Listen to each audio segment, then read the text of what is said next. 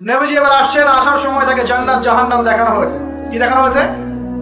জান্নাত এবং জাহান্নাম। নবীজি বলছেন আমি জান্নাতকে দেখলাম, বিশৃঙ্খলা করেন না, আমি জান্নাতকে দেখলাম, জান্নাতকে দেখলাম, জান্নাতকে ঘিরে রাখা হয়েছে কষ্ট ক্লেশ এগুলো দিয়ে। মানে জান্নাতটা ঘেরা আছে কষ্ট দিয়ে, মানে জান্নাতে যেতে হলে কষ্ট করতে হবে। ঠিক আছে, ফজরের নামাজ উঠতে কষ্ট হয় না? সুদ ছেড়ে দেবো, এটা কষ্ট লাগতেছে না? কষ্ট হবে। আল্লাহর পথে চলতে হলে কিন্তু কষ্ট হবে, মানুষ ভালো মন্দ বলবে, অনেক সমস্যা। জান্নাতকে ঘেরা হয়েছে কষ্ট দিয়ে, আর জাহান্নামকে ঘেরা হয়েছে প্রবৃত্তির দাসত্ব দিয়ে। মন যাচাই তাই করেন না, মন চাচ্ছে মদ খাইলেন, মন চাচ্ছে জেনা করলেন, মন চাচ্ছে সুদ খাইলেন, আর মন যাচাই তা দিয়ে জাহান্নামকে ঘেরা হয়েছে। এবার নবীজি বলছেন জাহান্নামে আমি উঁকি মেরে দেখেছি, জাহান্নামে দেখেছি বেশিরভাগ অধিবাসী, জাহান্নামের বেশিরভাগ মানুষ হচ্ছে উম্মতে মুহাম্মাদের নারী জাতি। বলেন নাউজুবিল্লাহ। এই নারী জাতি মানে আমার বোন, আপনার মা, আপনার স্ত্রী, আমার বোন, আমার মা, আমার স্ত্রী, আমাদেরই তো। নারী কি আমাদের বাইরে? কেন তারা জাহান্নামে যাবে? নবীজি বলছেন কয়েকটা কারণ। এক, তারা বেশি বেশি লানত এবং অভিশাপ করে। এক। দুই, তারা এমন কিছু কাপড় পরে শেষ জামানায় বাইরে ঘুরবে যে কাপড়গুলো পরেও তারা নগ্ন থাকবে, অর্থাৎ বেপরদামির কারণে। তিন, তারা বুক পিঠ চাপড়ায়, প্রলাপ বিলাপ করে, এটা একটা কারণ। চার, তারা স্বামীর সাথে কখনো কখনো কুফরি করে। কেমন? স্বামী সারা জীবন যদি তাদের ভরণ পোষণ ভালোবাসা দিয়ে যায়, কোনো একদিন যদি কোনো সমস্যা সৃষ্টি হয়, বলবে যে সারা জীবন তোমার কাছে কিছুই পাইলাম। এই সবকিছুর ঊর্ধ্বে একটা কারণ আছে, এই সবকিছুর ঊর্ধ্বে একটা কারণ আছে, সেটা হলো, শোনেন, তাদের উদ্ধত মস্তকটা আল্লাহ পাকের বিধানের সামনে সহজে অবনত হতে পারে না, চায় না। এগুলো কিন্তু সব মেয়েদের জন্য নয়, উম্মতে মুহাম্মাদির একটা অংশের মেয়েদের জন্য আল্লাহ নবী এইসব কথা বলেছেন। আবার এমনও মেয়ে আছে, শোনেন, ইমান আমল টিকে রাখার জন্য না খেয়ে থাকতেও রাজি আছে। এমনও মেয়ে আছে, এমনও বহু দিনী বোন, দিনী মেয়ে আছে আমাদের সমাজে, যারা ইমান আমল ধরে রাখতে চায়, পরিবার তাকে রাখতে দেয়। ফেরাউনের ঘরে থেকেও একজন মেয়ে জান্নাতে গিয়েছে, গিয়েছে কিনা? গিয়েছে। অতএব আমরাও যে দুধে দেওয়া তুলসী পাতা এমন নয়, আমাদের মধ্যে বহু খারাপই আছে। কিন্তু নবীজি এখানে স্পেশালি বলেছেন যে শেষ জামানার মেয়েরা, নিসাউনকে আসিয়াতুন আরিয়া, যারা কাপড় পরে নগ্ন থাকবে, মহিলাতুন নামিলা, যারা অন্যকে আকৃষ্ট করবে, অন্যের দিকে আকৃষ্ট হবে, এরা জান্নাতে যাবে না, জান্নাতের গন্ধ পাবে। নবীজি বলেছেন আমি জাহান্নামে দেখেছি বেশিরভাগ নারী জাতি। এখানে আমার মা, আমার বোন, আপনার মা, আপনার বোনের সতর্ক হওয়ার কি হেদায়েত আছে কি নাই? আর এই মেয়েদেরকে চালাই কি আমরা, না অন্য কেউ? আমরাই তো আমাদের পরিবারকে চালাই কি না? আমরাই তো খাওয়াই পড়ে নাকি? তাহলে আমাদের পরিবারের বোনেরা কি পর্দা করতে পারবে না? প্রতিষ্ঠা করতে পারবেন না? পরিবারের আমাদের মায়েরা, বোনেরা, স্ত্রীরা পর্দা করবে না? এই দায়িত্ব আমাদের না? পরিবারের কর্তা আমরা নই? আল্লাহকে আমাদেরকে জিজ্ঞাসা করবে না? অতএব আমরাও যেন সতর্ক হয়ে যাই, আল্লাহ পাক তৌফিক দান। এই জন্য বলি, বিয়ে করতে হলে আগে দিনদারিতা দেখবেন, তারপর বিয়ে করবেন। দুনিয়াদারিতা দেখে বিয়ে করলে পরে পস্তাবে। ছেলে মেয়ে উভয়ের প্রতি একই নসিহত, বিয়ে করতে যদি হয়, বিয়ে যদি করতেই হয়, তাহলে দিনদারিতা দেখে বিয়ে করবেন। তারপর দেখবেন যে মেয়ের বংশ কেমন, সৌন্দর্য কেমন, এই সেই পরে দেখবেন। আগে দেখবেন দিনদারিতা ঠিক আছে। ছেলের ক্ষেত্রে একই বিধান, আগে দেখতে চান না কত বড় চাকরি করে, কত প্রপার্টিজ আছে, কত বড় বাড়ি, এগুলো পরে দেখবেন। আগে দেখবেন ছেলে নামাজ পড়ে কিনা, ছেলের মধ্যে সুন্নত আছে কিনা, এইগুলো আগে দেখবেন। এই বিয়ে নিয়ে প্রচুর জাহিলিয়াত সমাজে আছে, এই কারণেই পরিবারগুলো এখন ভেঙে যাচ্ছে। আল্লাহ পাক আমাদেরকে সুন্নাহ মেনে চলার তৌফিক দান করুন, বলি আমিন। নবীজি এখানে বলেছেন আমি জাহান্নামে দেখেছি বেশিরভাগ অধিবাসী নারী জাতি। আমাদের বোনদেরকে রিকোয়েস্ট করবো, সতর্ক হয়ে যান, আল্লাহর ওয়াস্তে সতর্ক হয়ে যান। কেন?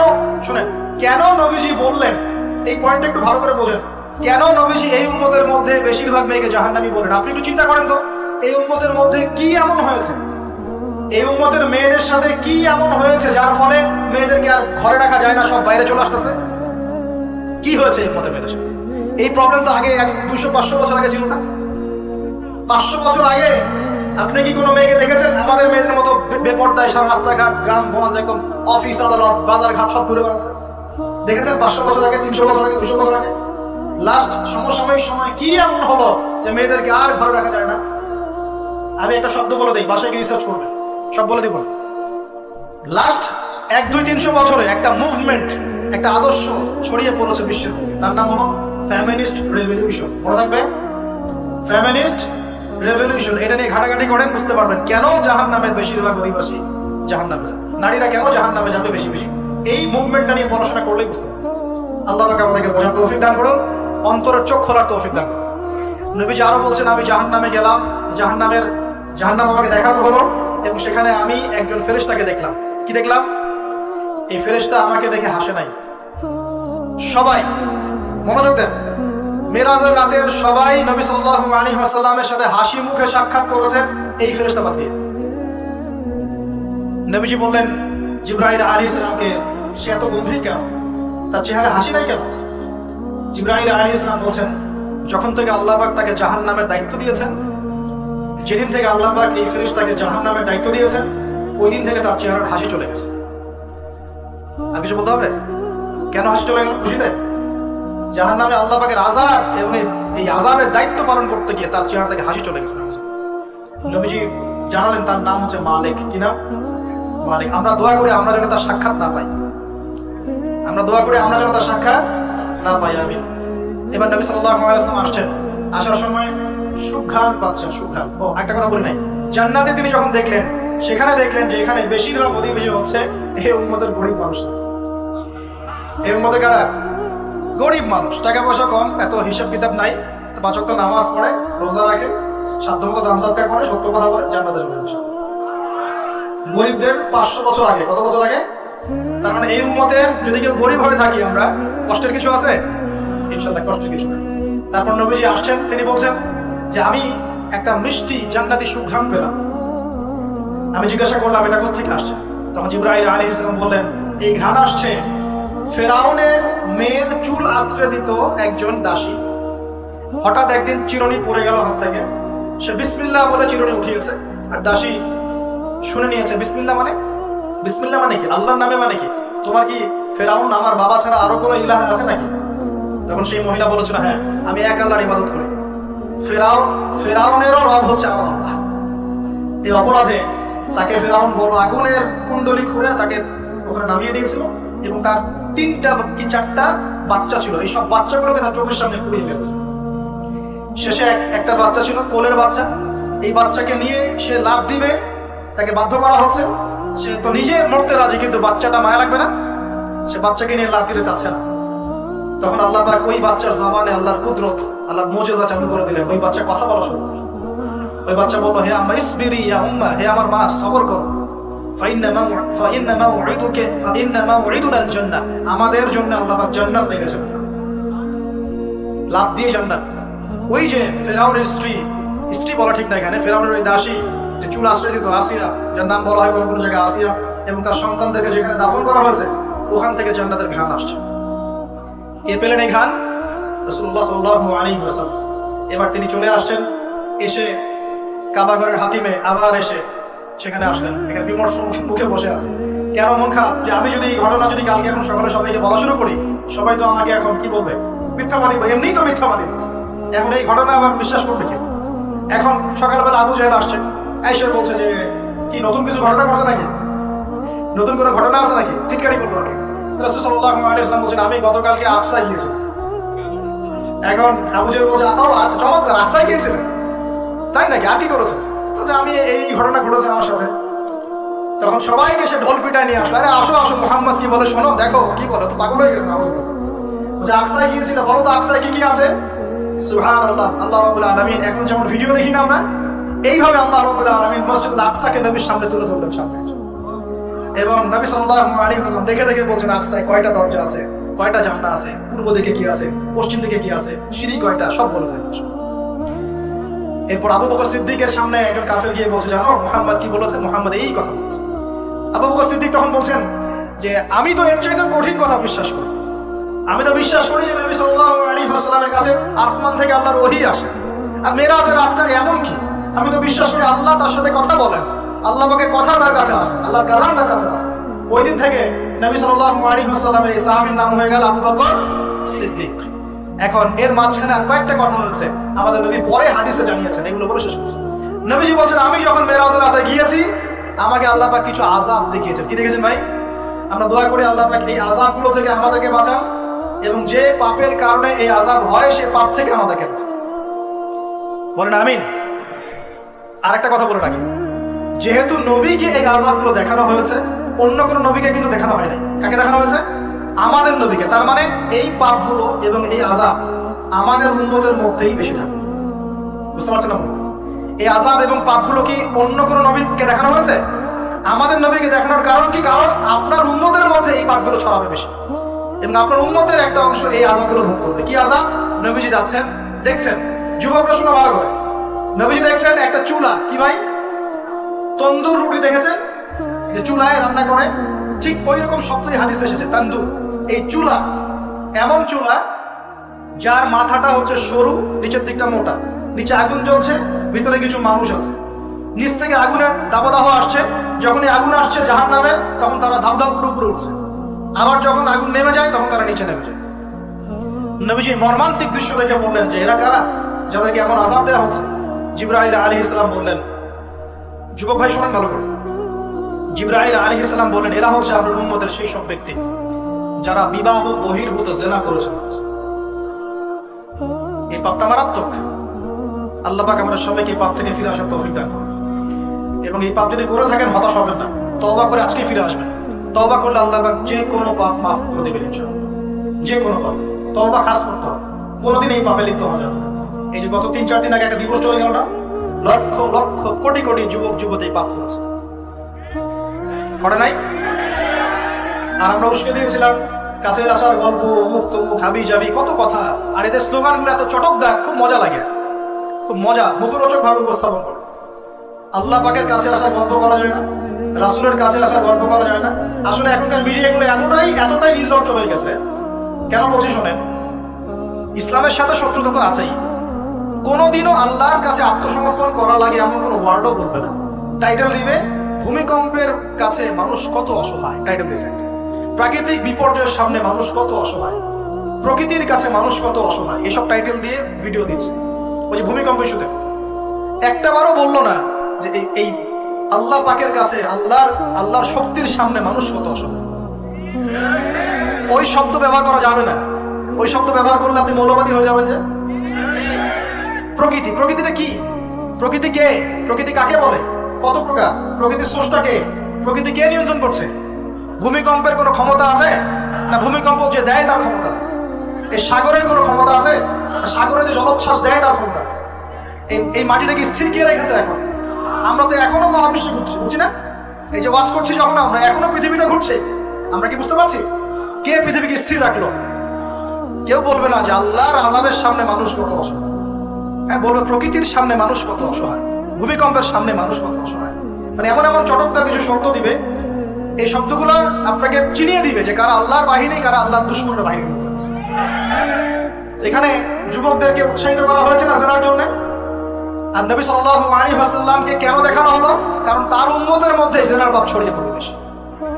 কিসের মধ্যে? চুলার মধ্যে শাস্তি দেওয়া হচ্ছে, চুলায় শাস্তি দেওয়া হচ্ছে। নবীজি বলছেন তাদের ভিতর থেকে এত দুর্গন্ধ বের হচ্ছিল যেন মনে হচ্ছিল যে কোনো পাবলিক টয়লেটের পাশ দিয়ে আমরা যাচ্ছি। প্রিয় ভাই, আল্লাহর ওয়াস্তে জিনার ধার কাছেও যায় না। আল্লাহ পাক বলেছেন ওয়ালা তাকরাবু জিনা, জিনার কাছেও যেও না। এক নাম্বার শাস্তি কি দেখেছেন নবী সাল্লাল্লাহু আলাইহি ওয়াসাল্লাম? কিসের শাস্তি? তন্দুর চুলার মধ্যে আগুনের শাস্তি। কিসের পাপের কারণে? বলেন, জিনা। এই উম্মতে মুহাম্মাদের মধ্যে জিনা ছড়িয়ে পড়েছে কিনা? এখন আমরা কি এই স্রোতে গা ভাসাবো না দূরে থাকবো? আমরা হালাল উপার্জনের সোর্স তৈরি করব, পরে হালাল বিয়ে করবো ইনশাআল্লাহ। হালাল উপার্জনের মাধ্যম তৈরি করবেন, পরে বিয়ে করবেন ইনশাআল্লাহ। বিয়ের আগে কোনো পীড়িত নাই, সব পীড়িত বিয়ের পরে ইনশাআল্লাহ পারা যাবে ইনশাআল্লাহ। আর সব আগে ভাগে খেয়ে শেষ করে ফেললে পরে খাবেন না, তাই না বিষয়টা? আচ্ছা, এবার সামনে যাই। নবী সাল্লাল্লাহু আলাইহি ওয়াসাল্লাম সামনে গেলেন, গিয়ে দেখলেন, এবার দেখলেন কিছু মানুষ বসে আছে। কিছু মানুষ বসে আছে, সামনে আছে টাটকা তরতাজা গোশত, একদম ধোঁয়া উঠতেছে, কালা ভুনার মতো। আর পাশে রাখা আছে পচা, নোংরা, আবর্জনাময় গোশত। এই মানুষগুলো ভালো গোশত খাচ্ছে না, এই মানুষগুলো পচা গোশতগুলোই খাচ্ছে, দুর্গন্ধযুক্ত। নবীজি বলেন এরা কারা? নবী সাল্লাল্লাহু আলাইহি ওয়াসাল্লামকে বলা হচ্ছে এরা আপনার উম্মতের সেই সব ব্যক্তি যারা বিবাহিত। ভালো করে শোনেন, এরা আপনার উম্মতের সেই সব ব্যক্তি যারা বিবাহ বহির্ভূত সম্পর্ক করেছে। মানে বিয়ে করার পরেও, বাসায় স্ত্রী থাকার পরেও বাইরে জেনা করেছে, বাসায় স্বামী থাকার পরেও বাইরে জেনা করেছে। এখন আমাকে বলেন তো, উম্মতে মুহাম্মাদের মধ্যে সমকালীন সময় এই ফিতনাটা ছড়িয়ে পড়ে নাই? পরকীয়া ছড়িয়ে পড়ে নাই? এটা হলো পরকীয়ার স্পেশাল শাস্তি। কারণ পবিত্র হালাল ফ্রেশ জিনিস ওদের ঘরে ছিল, খাইতে ভালো লাগে না, ওদের নোংরা পচা জিনিস খেতে ভালো লেগেছে। আল্লাহ পাক কিয়ামতের মাঠে ওই বারজাখের জীবনেও ওই একই শাস্তি দিবেন ইনশাআল্লাহ।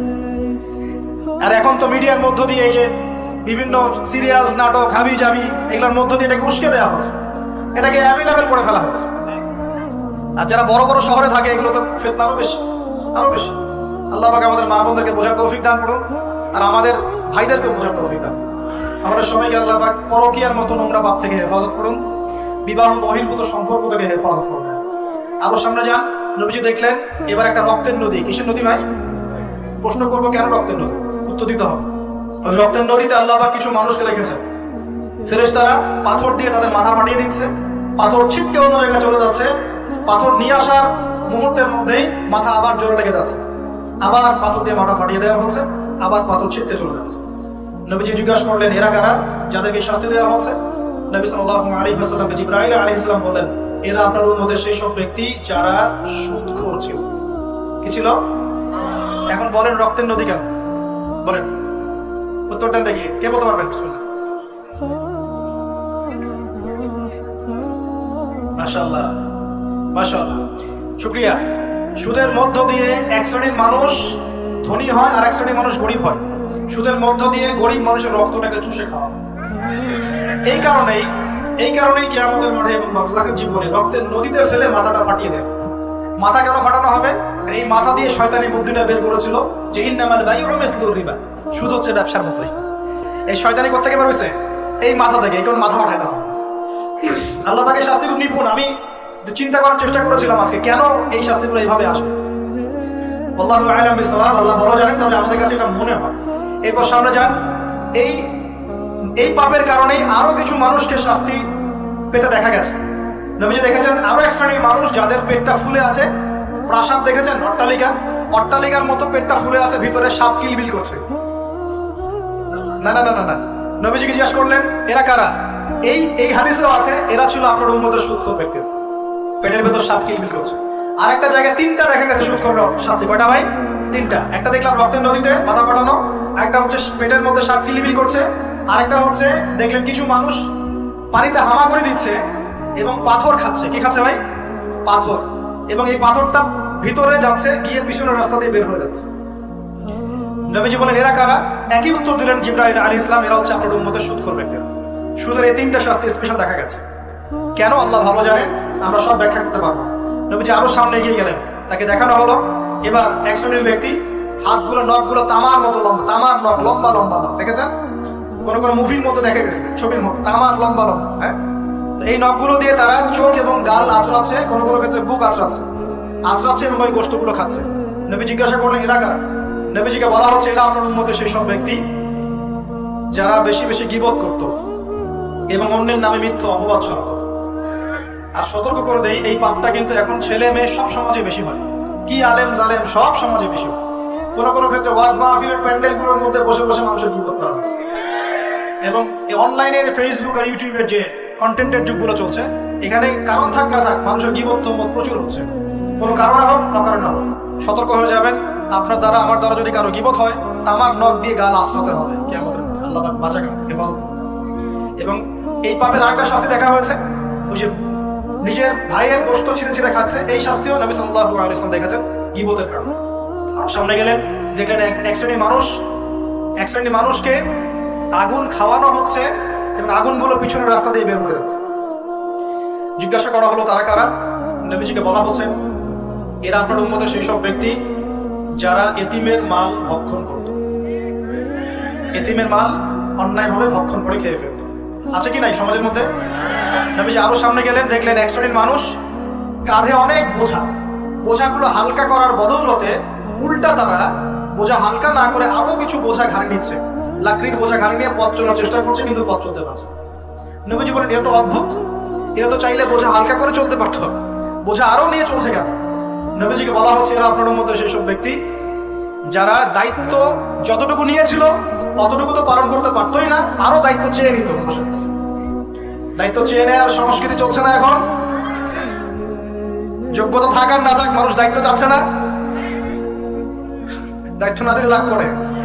যোগ্যতা থাক না থাক, মানুষকে দায়িত্ব চেয়ে নিচ্ছে কিনা। দায়িত্ব নেওয়াটা বড় কথা নয়, পালন করাটা বড় কথা। না করতে পারলে এই শাস্তি ভোগ করতে হবে। আল্লাহ পাক আমাদের সবাইকে হেফাজত করুন, আমিন। এবার সামনে গেলেন, দেখলেন এবার তো মুশকিল। সামনে গিয়ে দেখলেন এক শ্রেণীর মানুষ, কয়েকটা মানুষ না, এক শ্রেণীর মানুষ, যাদের জিহ্বাগুলোকে, ঠোঁট আর জিহ্বাগুলোকে আগুনের কেচি দিয়ে কেটে ফেলা হচ্ছে। নবীজি বললেন, এরা কারা?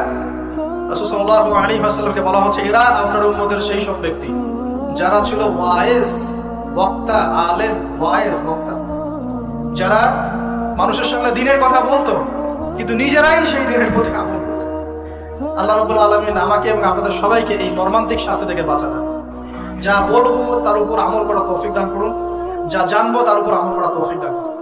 যা বলি আমল করি না সেটা প্রয়োজনে বলার দরকার নেই, এটা আমল করি না সেটা প্রয়োজনে বলার দরকার নাই। আল্লাহ পাক আমাদেরকে রাসূলের সুন্নাহ মাফিক দাওয়াতি কাজ করার তৌফিক দান করুন এবং এই শ্রেণীর বক্তার অন্তর্ভুক্ত হওয়া থেকে আল্লাহ পাক আমাদেরকে বাঁচান।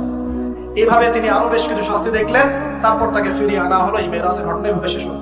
এখন এই পুরো মেরাজের ঘটনা আমরা যা শিখলাম, রাসূলুল্লাহ সাল্লাল্লাহু আলাইহি ওয়াসাল্লামের এই মেরাজ উম্মতে মুহাম্মাদের জন্য খাস কিনা, আমাদের জন্য খাস কিনা? এরকম ঘটনা কি বিশ্বে আর কোথাও ঘটেছে? এই পুরো হিস্ট্রির মধ্যে কি এরকম ঘটনা কখনো ঘটেছে? অন্য কোন নবীর সাথে ঘটেছে? অন্য কোন উম্মতের সাক্ষী আছে? আমরা সাক্ষী আছি, আমাদের নবীর সাথে ঘটেছে। আমাদের নবীর ক্ষেত্রে জীবনে এই বিস্ময়কর ঘটনা একবার ঘটেছে। আল্লাহ পাক কি কোনো নবীকে তার কাছে নিয়ে ওহী করেছেন?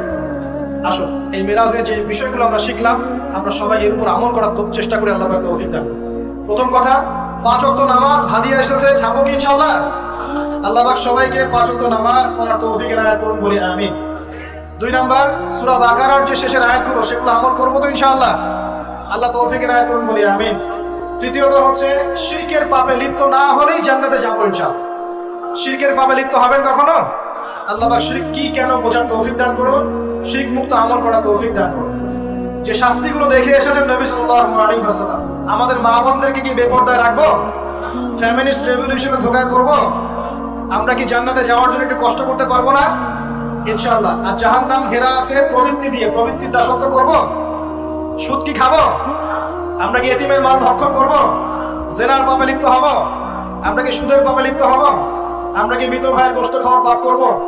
আমরা কি এমন বক্তা হব যে কথা বলে কিন্তু আমল করে না? আমরা কি দায়িত্ব পালন করতে পারি না, এমন দায়িত্ব ঘাড়ে নিব? আল্লাহ পাক আমাদেরকে সবাইকে মেরাজের রাতে নবী সাল্লাল্লাহু আলাইহি ওয়াসাল্লাম যে মর্মান্তিক আযাব গজবগুলো দেখে এসেছেন, এগুলো চেনার, বোঝার এবং এগুলো থেকে দূরে থাকার তৌফিক দান করুন, আমিন। এই পাপগুলো থেকে আমাদের সবাইকে দূরে থাকার তৌফিক দান করুন, আমিন। এবং নবী সাল্লাল্লাহু আলাইহি ওয়াসাল্লাম যে 3টা স্পেশাল হাদিয়া নিয়ে এসেছেন, এই 3টা দাঁতের মাড়ি দিয়ে আঁকড়ে ধরার তৌফিক দান করুন, আমিন। أقول قولي هذا أستغفر الله لي ولكم ولسائر المسلمين. بارك الله لنا ولكم بالآية الحكيم. إنه تعالى جواد كريم بر غفور رحيم.